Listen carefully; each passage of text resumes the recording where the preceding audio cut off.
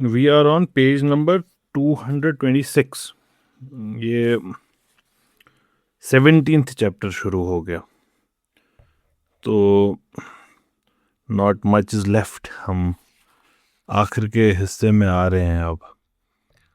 77th session है। That means काफ़ी time हो गया हमें ये सफ़र शुरू किए हुए। तो अब आगे देखते हैं क्या होता है। कहती कोई भी एस्ट्यूट पॉलिटिकल ऑब्जर्वर जो ना अच्छे से एसेस कर पाए सिचुएशन को, वो ये टेस्टिफाई करेगा कि जब भी किसी पॉलिटिकल लीडर को प्रेशर डोमेस्टिकली महसूस होता है, वो अपनी पॉपुलैरिटी कैसे बढ़ाता है फॉरेन पॉलिसी को एग्रेसिव करके। ये इसकी मिसालें आपको बड़ी मिलेंगी।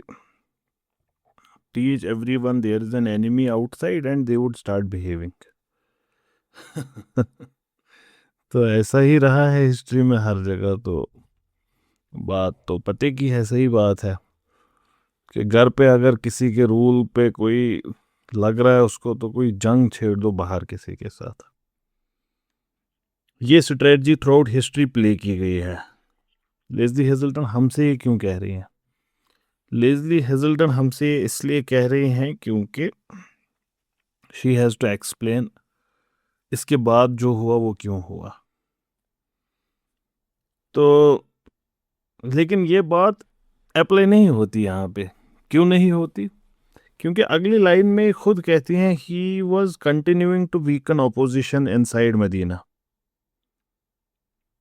तो मदीना मुनव्वरा में जो अपोजिशन था वो तो ऑलरेडी वीक हो रहा था, तो ज़रूरत नहीं थी बाहर कोई नया एनिमी ढूंढने की।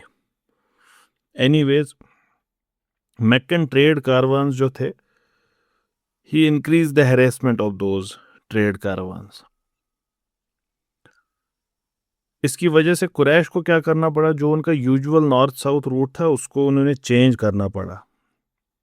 फिर से वन सेकेंड, थोड़ा सा जियोग्राफी का नॉलेज होना चाहिए। अगर आप अरेबियन पेनिनसुला को दिमाग में मैप करें, तो उसका जो वेस्टर्न साइड है, वेस्टर्न साइड में नॉर्थ में मदीना है, साउथ में मक्का है। तो दमिश्क जाने के लिए मक्का वालों को बिल्कुल सीधे नॉर्थ चलते रहना है। आगे मदीना मुनव्वरा आएगा, फिर फ़लस्तीन आएगा और फिर दमिश्क आएगा। अब मदीना मुनव्वरा में हुजूर सल्लल्लाहु अलैहि वसल्लम और उनके फॉलोअर्स हैं, and they are raiding their caravans. तो अब ये क्या करेंगे? They would move instead towards east, towards Najd. ये डेजर्ट का एरिया आता है, most of it is desert. तो डेजर्ट एरिया होते होते वो चलेंगे, नजद तक पहुंचेंगे और फिर नॉर्थ जाएंगे। नॉर्थ में आएगा फिर इराक, कुवैत जो अभी है, कुवैत आएगा, फिर इराक आएगा, फिर you would go to Syria towards west. Once again map, map का इल्म ज़रूरी। हर एक इल्म ज़रूरी है किसी भी इल्म को हासिल करने के लिए। हर एक चीज़ का बेसिक उलूम ज़रूरी है।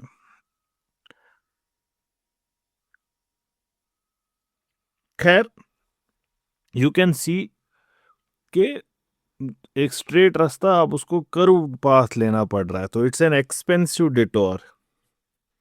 बैरन steppe lands of the Najd and up through southern Iraq. I have been through this area. मैंने बाय रोड ट्रेवल किया है बिटवीन नज्द एंड मक्का। तो इस लैंड को मैंने देखा है कि ये कैसा है ये खित्ता। इट्स बैरन लैंड, बंजर। जहां तक देखो नजर आपकी, जहां तक भी गिरेगी, तो इट्स बैरन लैंड। बिल्कुल, आई वुड से नजद से बिल्कुल मक्का के आउटस्कर्ट्स तक it's like that. Hardly a town in between, hardly. The best thing you will get is बिल्कुल मक्का के आउटस्कर्ट्स में, ताइफ के आसपास। अभी भी तो तब का आप सोच ही सकते हैं। बैरन स्टेपी लैंड ऑफ द नज्द। और फिर सदर्न इराक जाएंगे आप, जो बिल्कुल कुवैत वगैरह हो गया। इसके बावजूद दे वर वल्नरेबल। हजरत जैद, जिनकी हमने बात पिछले सेशन में भी की, he would once raid deep into Najd, और पूरे कारवान को इन्होंने कैप्चर किया। And the merchants and the guards they fled, भाग गए। और इस इवेंट को जो काइंड ऑफ मुस्लिम्स के बीच में पोइट थे हसन इब्न साबित, so he would kind of celebrate the event in his poetry. Say farewell to the streams of Damascus, for the road is barred by battle. And then one band of believers, they one day infiltrated Khaybar, और वहां पे भी they were successful, लेकिन वो निकलते time फिसल गए, and they fell down from the steps, and in a ditch they had to spend some time, जब तक ना मामला थोड़े से ठंडे हो जाते। तो not as exactly the heroic figures जो इब्न साबित, जिनके लिए वो यूज कर रहे थे, जो वो अपनी पोइट्री में बोल रहे थे, जिनके बारे में, तो not every time it would end up like that. Such exploits, especially in their hyped up versions, may have been good for the depleted morale of the believers after the near rout at Uhud.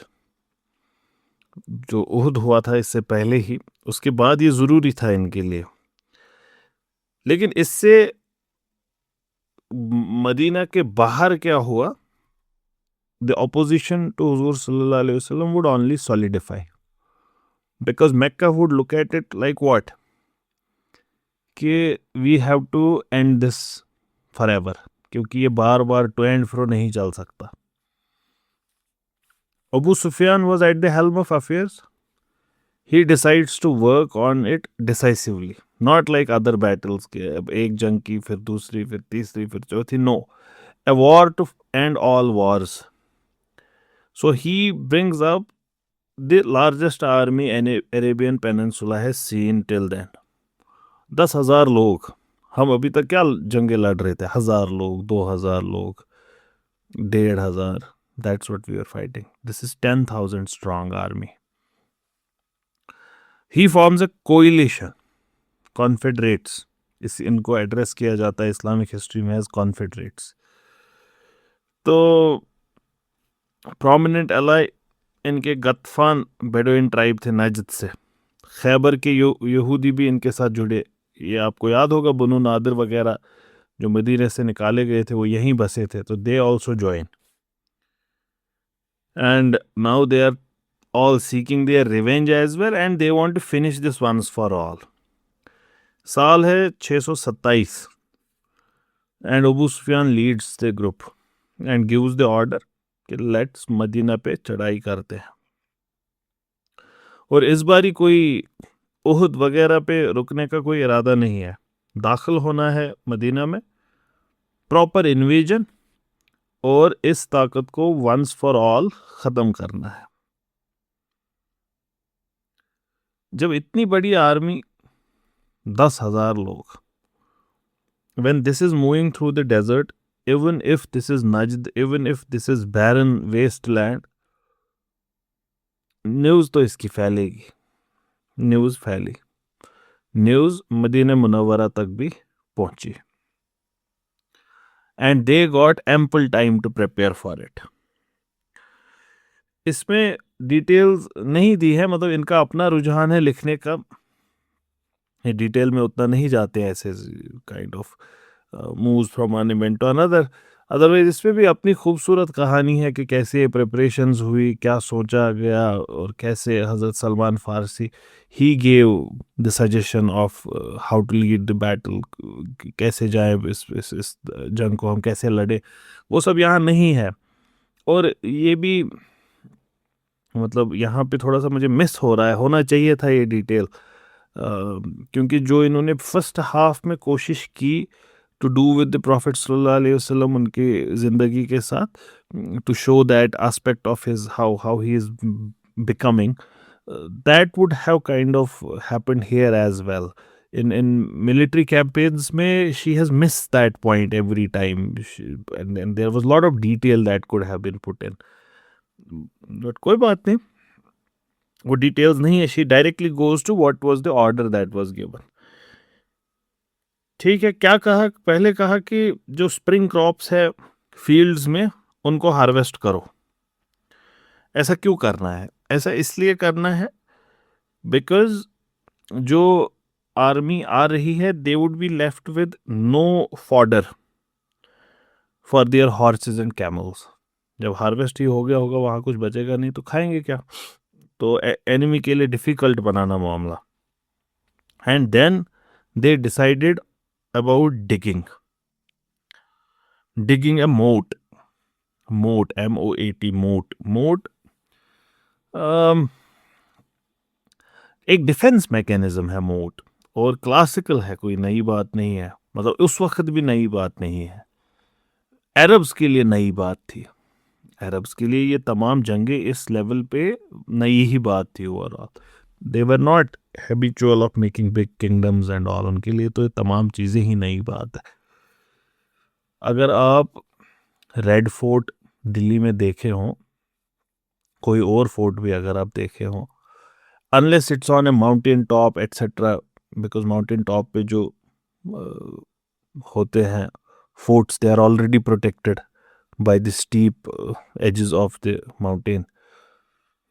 या फिर अगर समंदर के आसपास है तो they are protected by the seas, some are protected by rivers. Fort ऐसे ही नहीं मजाक में कहीं पे भी बनता है, लो बना लो, नहीं. There is proper thought to it that use to be put into it. अब कोई बिल्कुल प्लेन जमीन पे है तो ऐसे केस में what's going to happen is they would dig around it. अभी मैं रेड फोर्ट की बात कर रहा था. अगर आप रेड फोर्ट गए हो कभी तो आप देखेंगे किले के बिल्कुल बगल में लगभग 25-30 फुट खुदा हुआ है, गहरा है वो, जैसे कोई नदी गुजर रही हो वहाँ से. और उसमें यूजुअली पानी ही होता था. That would stop enemies to cross through that. More so their horses वगैरह उनके लिए डिफिकल्ट हो जाएगा क्रॉस करना. And that would give you a chance to like kind of fire on them. उस वक्त तीर अंदाज. तो they set up digging west south. और अब आप बोलेंगे इतनी बड़ी सिटी को कैसे कवर करेंगे? ऐसा ज़रूरी नहीं था उनके लिए सबको कवर करना, क्योंकि वेस्ट साउथ और ईस्ट ऑलरेडी प्रोटेक्टेड था. वो हॉर्सेस के लिए पॉसिबल नहीं था, क्योंकि दे वर रफ लावा फील्ड्स. और एक साइड से तो देयर वर दीज के किले भी थे छोटे छोटे डिफरेंट ट्राइब्स के, तो वहाँ से भी पास होना डिफ़िकल्ट था. मेन अप्रोच रूट तो नॉर्थ का ही था, और वहाँ से उनको प्रोटेक्ट करना था, और वहीं से उन्होंने किया. वहीं से ये जो कैवलरी आ रही थी उसको रोका जा सकता था, और वहीं से उनकी पॉसिबिलिटी थी अटैक करने की. तो इस पॉसिबिलिटी को ख़त्म करने के लिए women, children, everyone works. They take up their shovels and they start digging. And then once the work is done, now they would place this sharply pointed stakes. वो ये भी आपने देखे होंगे, जब फिर once these moats are dug, फिर उसमें वो pointed वो रखे जाते हैं. आप मान लीजिए pointed stumps kind of a thing. जब हॉर्सेस भागेंगे तो उसमें से नहीं निकल पाएंगे. It would kind of stuck get into impale in their body and they would get injured, और वो वापस भागेंगे. So that's what they are doing. 10 people assigned to dig every 6 feet. तो ये काफ़ी बड़ा भी रहा होगा. तो ज़्यादा टाइम नहीं लगा और ये काम हो गया. और जब तक ये काम हुआ, the moat stretched across the whole of northern entrance to Medina Munawwara. और जो इससे खुदाई से जो बाकी वहाँ से पत्थर मिट्टी वगैरह निकली, वो तो उसी के बगल में रख दी गई, जिसकी वजह से गहराई और गहरी हो गई. So you take that mud, not mud, ये तो सूखा इलाका है, मिट्टी, soil, dirt, and you place it just adjacent to it. तो it kind of becomes a defensive wall as well for you, जिसके इस साइड अब आप खुद रहेंगे. तो एनिमी के साइड से पहले तो there is low plain land, फिर there is this deeper moat, and then deeper moat के बाद you have to climb a higher wall like a mountain, that's on your side, और उसके इस साइड आप हैं. So you are well protected. आपके सामने एक काइंड ऑफ ना, जिसको जैसे नदियों के किनारों पे बने होते हैं, हम उसको बंड कहते हैं यहाँ पे, तो that kind of a thing. And this was the last thing they were expecting. ये अरब्स के लिए नया था. In fact they would taunt Muslims कि what are these non-Arab ways you are using to fight, this is not manly enough, and they would find it dishonorable, a trick they had borrowed from Persia, and it should have stayed there. So arrows are flying and with them taunts are flying. These are timid warriors जो इन छोटे छोटे gimmicks के पीछे छुपते हैं, और वो gimmicks जो औरतों और बच्चों ने बनाए हैं. तो खैर, these taunts, why were they given? They were given so that the believers, they would come face to face for combat. ये believers लेकिन करेंगे नहीं. They have learned their lesson in Uhud. उहुद में उन्होंने जब कमांड को नहीं माना तो जीती हुई जंग हार गए. यहाँ पे भी ऐसा ही होगा, लेकिन यहाँ पे they would listen to the command. इसकी भी डिटेल्स बड़ी खूबसूरत है कि कैसे इंडिविजुअल फाइट्स होती हैं इसके बावजूद भी, लेकिन उनका जिक्र यहाँ पे नहीं है कि कैसे warriors from each side come forward to fight, face to face combat के लिए. तो द ट्रिक वर्कड. ये जो मोट का जो प्रोसीजर था, it worked. Few enemy horseman tried to leave the moat at its narrowest point, लेकिन वो जख्मी होकर ही वापस भाग गए. इस मोट की वजह से ही it was called the battle of trench. तो इस्लामिक हिस्ट्री में और वर्ल्ड हिस्ट्री में इसको बैटल ऑफ ट्रेंच कहा जाता है. And it would result in only 5 casualties on Abu Sufyan side and 3 on the believers side. ये भी वंस अगेन ये इम्पोर्टेंट है आपके लिए समझना, मैंने इससे पहले भी जिक्र किया है. ये जो जंग नाम इनको लगता है, उसकी वजह से ऐसा लगता है बड़ी मार काट हुए होंगे, लोग मरे होंगे, तबाहियाँ बर्बादियाँ ये सारी चीज़ें हुई होंगी. लेकिन जब casualties at the days they were fight, they are like handful, just a few, that's all. एक और चीज़ भी है इसमें. देखो, न्यूज़ में क्या आएगा? न्यूज़ में आएगा कोई एबरेशन. न्यूज़ में कोई नॉर्मल चीज़ नहीं आती. जैसे ये न्यूज़ में नहीं आएगा कि दिल्ली में लोगों ने खाना खाया. लोग खाना खाते ही हैं. दिल्ली में लोग पिछले 5 साल से खाना खा रहे हैं. ये न्यूज़ में आएगा क्या? ये नहीं आएगा. अलबत्ता अगर ऐसा हो गया दिल्ली में 5 साल से लोग खाना ही नहीं खा रहे, ये न्यूज़ में आएगा. ये नया है कुछ. एक इंसान ने दूसरे इंसान को देखा और फिर आगे निकल गया, ये न्यूज़ में आएगा? नहीं. न्यूज़ में आएगा कि कत्ल किया. यही है खबर फैलने का तरीका. यही है कि जो नई चीज़ होगी वही उसी की खबर बनेगी और वही किसी और को बताया जाएगा. आज सनराइज़ हुआ, ये न्यूज़ नहीं होगी. अगर कुछ अजीब तरीके का सनराइज़ होगा, वो न्यूज़ होगी. ये अभी के लिए भी है, ये आज से 1000 साल पहले के लिए भी ऐसे ही था, आज से 2000-3000 साल पहले के लिए भी यही था. तो अरब्स भी जब अपनी कहानियाँ बोलेंगे, वो क्या बोलेंगे कि हम एक दिन नींद से उठे, खाना खाया, दिन भर अपना काम किया और सो गए. नहीं, वो भी यही बताएंगे अपने बच्चों को कि बेटा एक दिन ऐसे हुआ था, 10,000 की एक फौज आई थी हम पे हमला करने के लिए. They are also going to narrate what? News. what was new, what was aberration. And what was aberration? Aberration, इससे हमको यही पता चलता है these things are aberration. Otherwise अगर वो सिर्फ जंगें लड़ रहे होते तब न्यूज़ में हमारे पास क्या आया होता रिपोर्ट्स में, वो वाला टाइम जब जंग नहीं हुई थी, क्योंकि इसी की रिपोर्ट से खुद में साबित करता है कि एबरेशंस थी, नॉर्मल वे ऑफ लाइफ नहीं था. और फिर जब आप इन पे ध्यान देते हो आपको खुद दिख जाता है ये कुछ एक दिन है, ये सालों में कुछ एक दिन है, कुछ सालों में कुछ एक दिन है. मैं आपके सामने ये क्यों लाना चाह रहा हूँ? मैं आपके सामने ये इसलिए लाना चाह रहा हूँ क्योंकि ये जो ये रिपोर्टिंग होगी, फिर जब हम सीरत पढ़ेंगे या फिर अहदीस का मुताला करेंगे या फिर इस्लामिक लिटरेचर का मुताला करेंगे, हमको यही ज़्यादा दिखेगा वहाँ पे. और ये बड़ा अनफेयर है to what Islam has to offer.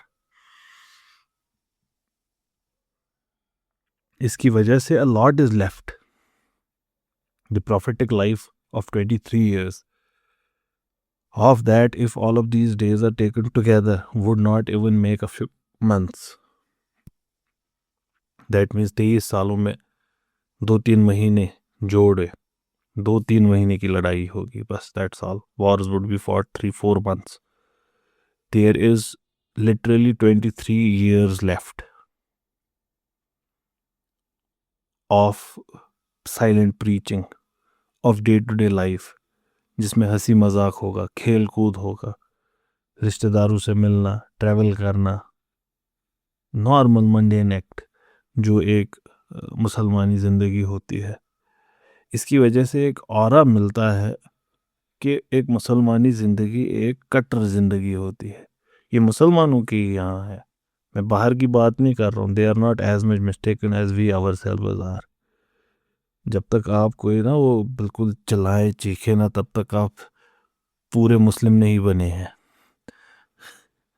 ऐसा लगता है अगर आप कुछ एंजॉय कर रहे हैं, मतलब मौलवी साहब को अगर हमने देखा कहीं पे टेक लगाए बैठे हैं, टागे फैला के, leg on another leg and having his Rooh Afza, तो that doesn't feel like maulvi, right? वो इमेज हमारे दिमाग में फिट सी नहीं होती. तो that's the thing I want to bring to the table कि एक मुसलमानी ज़िंदगी आम ज़िंदगी है, उसके आम मसाइल है, नॉर्मल एवरीडे मसाइल होते हैं उसके, और दैट्स इस्लामिक लाइफ. तो खैर, there were only 8 casualties in this war. तो अब क्या करे अबू सुफियान की फौज? दे ले ए सीज कि ठीक है, we would stay here, we would not let any food go inside, anything to come out. कुछ वक्त के बाद तो ये ख़त्म होगा ही. लेकिन ये सीज सक्सेसफुल नहीं हो सकते थे. क्यों? एक वॉल्ड सिटी को सीज करना इज़ वन थिंग, ये एक ओपन सिटी है और इसके अंदर भी बड़े रिसोर्सेज है. You would your self run out of resources before the city runs out of resources. आप अपने घोड़े वगैरह उस पर कितना ही लाए होंगे, ये शहर है proper, you can not lay a siege like this. And there was no way to seal it off completely. The besiegers had to make do with blocking the main access route. वही वो कर सकते थे बस, इससे ज़्यादा कुछ नहीं. There was enough to work on the other sides. लेकिन ये इतना जो इन्होंने किया ये भी एनफ था to work on the Medina nerves.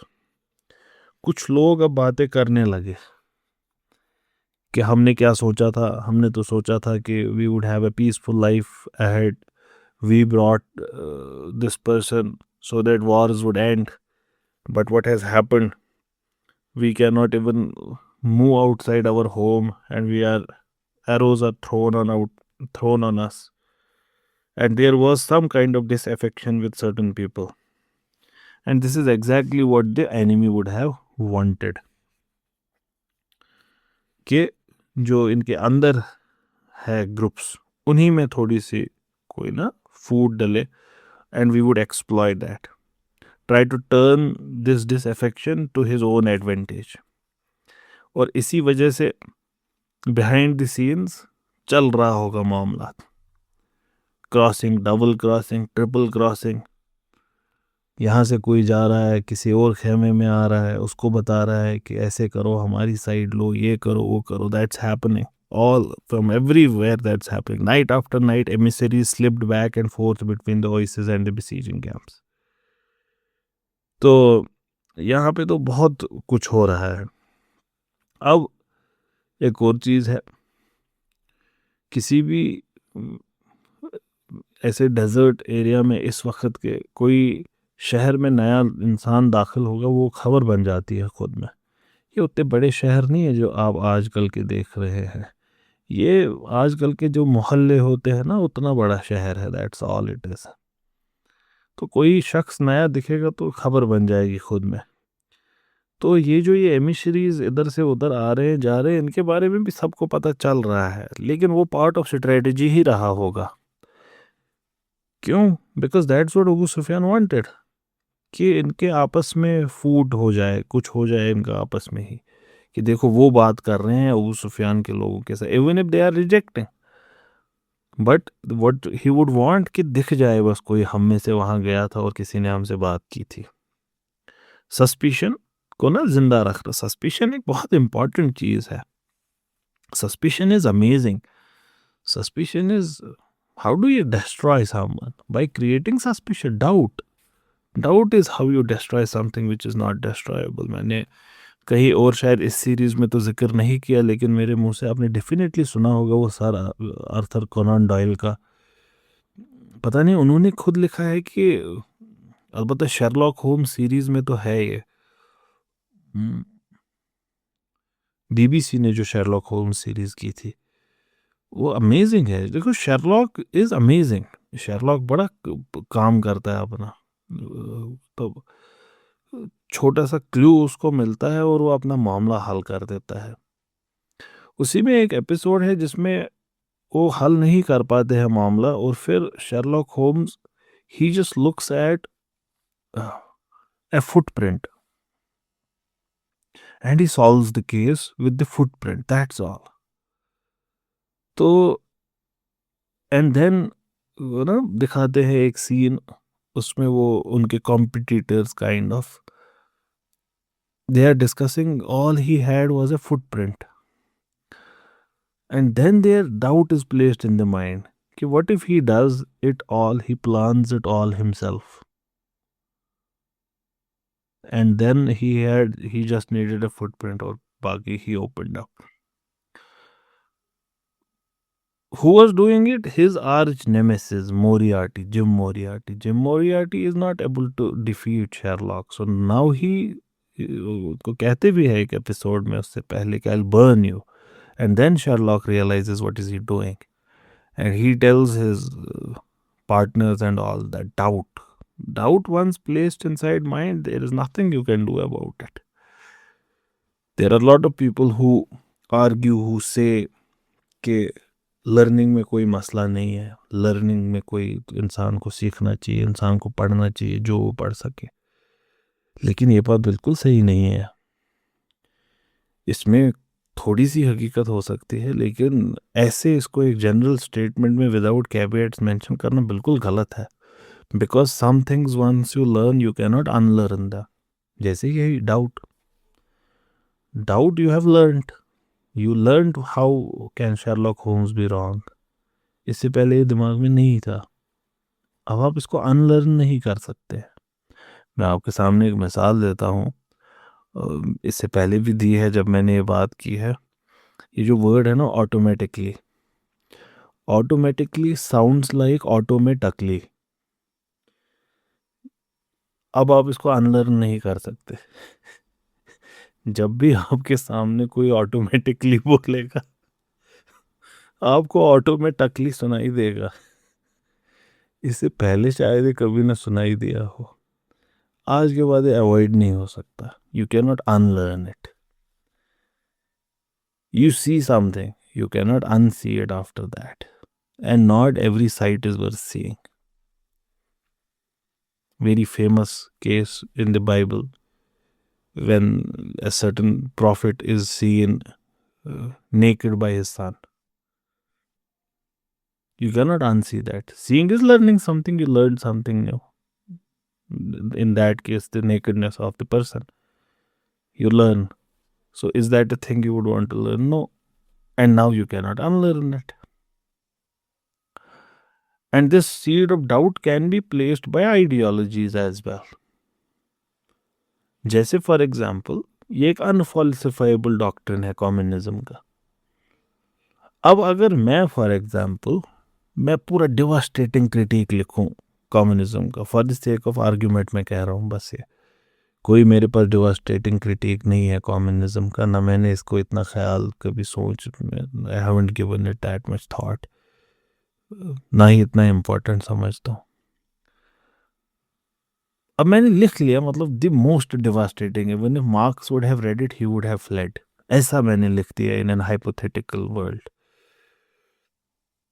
लेकिन आप बड़े आराम से कह सकते हैं कि ये खुद प्रिविलेज्ड है, डेफिनेटली अपर कास्ट से होगा. अब मैं कैसे अनडू करूं अपनी अपर कास्ट अगर मैं ब्राह्मण हूं? How can I undo that? That means by virtue of my birth, I can never speak against communism. You see what happens through these things. So, sometimes not learning something is a better strategy. Then why do we say that ilm is good and one should seek it wherever he finds it? That is for the people who are in the realm. जैसे अगर मैं masters कर रहा हूँ political science में और मैंने फिर कम्युनिज्म नहीं पढ़ा, मैंने धोखा किया. मैं जेंडर स्टडीज पढ़ रहा हूँ और मैं फेमिनिज्म ना पढ़ूँ, ये धोखेबाजी है. लेकिन जब यही इल्म मार्केट में आता है, ये बड़ी दिक्कत क्रिएट करता है, डाउट प्लेस करता है माइंड में, और आम इंसानों के पास डाउट के साथ डील करने के लिए टूल्स नहीं होते. That's where the problem is. लेकिन जो इस इल्म में होता है, प्रॉपर इसको सीख कर रहा होता है with all the tools necessary for it, he knows how to deal with it, और वहाँ से फिर कोई असर भी नहीं होता, उसका ईमान और मजबूत हो जाता है. लेकिन हम जैसे लोगों का ऐसे केसेस में ईमान कमज़ोर हो जाता है. इस वजह से we should stay away from all of this. Never mind आपको कितना भी लोग कहेंगे आपको, और इससे आपको ये भी पता चलता है कि ये जो जितना भी इल्म हासिल किया जाता है ये कूल दिखने के लिए किया जाता है, ताकि आप बोल सके सबके बीच में कि मैंने भी डॉस्टोयेव्स्की पढ़ा है, मैंने भी सिमोन डे बोआ को पढ़ा है, मैंने भी ये पढ़ा है. पढ़ा आपने नहीं होता, क्योंकि पढ़ने का मतलब होता है किसी चीज़ को समझना, और समझ आप नहीं सकते, आपके पास टूल्स नहीं है. तो ये फाइनली अपनी अना और एरोगेंस को फीड करने के लिए सारा एडिफिस बना है मॉडर्न दुनिया का. I am not proud of it, but I am very confident, and मैं मुतमईन भी हूँ. मैंने बहुत ज़्यादा नहीं पढ़ा है, लेकिन जितना थोड़ा पढ़ा है उतना शुक्र अल्लाह का अच्छे से पढ़ा है कि चीज़ें समझ आती हैं क्या लिखा था उन किताबों में. और मैं एक ही किताब बहुत बारी पढ़ता हूँ, दैन रीडिंग मैनी बुक्स. मैं पिछले 3-4 साल से कोई नया टेक्स्ट नहीं पढ़ा हूँ. आई एम जब भी मुझे फ्री मौका फिर से मिलेगा पढ़ने का, I think I will be reading Islam and secularism once more, जबकि मैं वो 2-3 बार पढ़ चुका हूँ इससे पहले. क्योंकि रेज्यूमे में फिल नहीं करना है, और अभी मैं रेज्यूमे में फिल नहीं कर पा रहा हूँ इस्लाम and secularism, even though I have read it a couple of times, at least a couple of times, but I think I haven't understood it completely. तो ये डाउट प्लेस करना है, और डाउट इससे एनफ प्लेस हो जाएगा for Abu Sufyan. The work is done.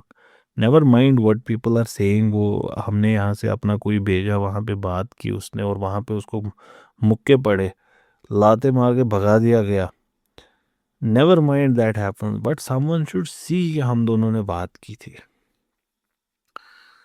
तो पहले क्या बोला कि हुजूर सल्लल्लाहु अलैहि वसल्लम ने सीक्रेटली गतफान ट्राइब को क्या किया है, उनको बोला है कि तुमको हम मदीना की जो डेट हार्वेस्ट है, खजूर की हार्वेस्ट है, उसमें से तुमको एक बड़ा हिस्सा देंगे, तुम छोड़ दो मक्कन का साथ. ये अबू सुफियान का खैमा फैला रहा है अफवाहें मुसलमानों के यहाँ. ये मुसलमानों ने किया था, हुजूर सल्लल्लाहु अलैहि वसल्लम ने किया था या नहीं किया था, इसका मकसद ये नहीं था. इसका मकसद था डिसेंशन क्रिएट करना. क्यों? क्योंकि ये जो ये डेट हार्वेस्ट है, ये it is not for the prophet to give to someone. The believers are not its owners, at least not of all of it. There are other people as well. ये उनकी property है. How can someone sell your property to someone else? इससे और fuel हो गया dissension. Others, he has brought this war upon us. He is fighting the Meccans. And why should they pay for it? And others who were, they were charged, they wanted to fight, and they were not even happy with this mode. They wanted to face the enemy directly and let the sword decide. ऐसे भी थे believers में, और वो भी इससे खुश नहीं थे कि क्यों होगा ऐसा, क्यों हमको गतफान के साथ करना है सुलह and treaty and all of this. This is dishonorable. We will fight them. तो you see, वो seeds बोए जा रहे हैं. And then word had it that Abu Sufyan was trying to entice both the hypocrites and Medina's one remaining tribe, Banu Qurayza. Banu Qurayza आखिरी Jewish tribe था जो यहाँ रह गया था. इनको एंटाइज करने की कोशिश की जा रही है कि they should support and rise against the Prophet sallallahu alaihi wasallam. तो बनु नादिर ने इसमें बहुत रोल अदा किया बनु कुरैज़ा को अपनी साइड लाने के लिए. And our sources, Muslims have believed that they did actually turn. Banu Qurayza did actually turn to the other side. She has not mentioned the details. हमारे यहाँ details वगैरह भी हैं, but not inconsequential for our discussion. And now, every such rumor is reaching the Prophet sallallahu alaihi wasallam as well. What is he to do? He is going to turn the situation to his advantage. Counter rumor. To this, what he does is he employs Nu'aym ibn Masood. This is not Hazrat Abdullah ibn Masood. That's a different person. वो बहुत early Muslims में से एक हैं. ये बिल्कुल अभी अभी Muslim बने हैं. In fact, if I am not mistaken, he became Muslim during this war. ये गतफान tribe से ही थे और Muslim बन गए. You think about it. He comes to fight और during the war becomes Muslim. जितना मुझे ध्यान है, but could be few weeks earlier or something, but a late Muslim. Hazrat Abdullah ibn Masood is a very बहुत बड़े साहबियों में से एक है. He is one of the earliest and he was an expert in Quran. One of the few sahabis जो हुजूर सल्लल्लाहु अलैहि वसल्लम के दौर में ही कुरान को पब्लिकली रिसाइट करते थे, टीच करते थे. मक्का में उनको टीच करने की इजाज़त दी थी हुजूर सल्लल्लाहु अलैहि वसल्लम ने. और हुजूर सल्लल्लाहु अलैहि वसल्लम ने ज़िक्र भी किया कि अगर आपको कुरान किसी से सीखना है, so he named 4 people and one of them was Hazrat Abdullah ibn Masood. And then he would recite with the Prophet in front of Hazrat Jibreel as well. ये भी हुआ है जब आखिरी माह रमज़ान था तो हुजूर सल्लल्लाहु अलैहि वसल्लम would recite Quran in front of Jibreel अलैहिस्सलाम. तो हज़रत जिब्रील के साथ हज़रत इब्न मसूद ने भी कुरान को रिसाइट किया है. ये भी एक रीज़न है इनका ईमान इतना स्ट्रॉन्ग क्यों था, because they had all of these symbols of God in front of them. They had seen Hazrat Jibreel for example. तो इस वजह से भी ईमान बहुत मजबूत हो जाता था. और हुजूर सल्लल्लाहु अलैहि वसल्लम खुद इनके बीच थे तो ईमान मजबूत होना ही था. तो we believe their witness, but they were witnessing it direct themselves. तो हज़रत इब्न मसूद फिर बाद में he settled in Kufa. Kufa is where Imam Ali alayhi salam shifted the capital when there was this fitna in Medina Munawwara.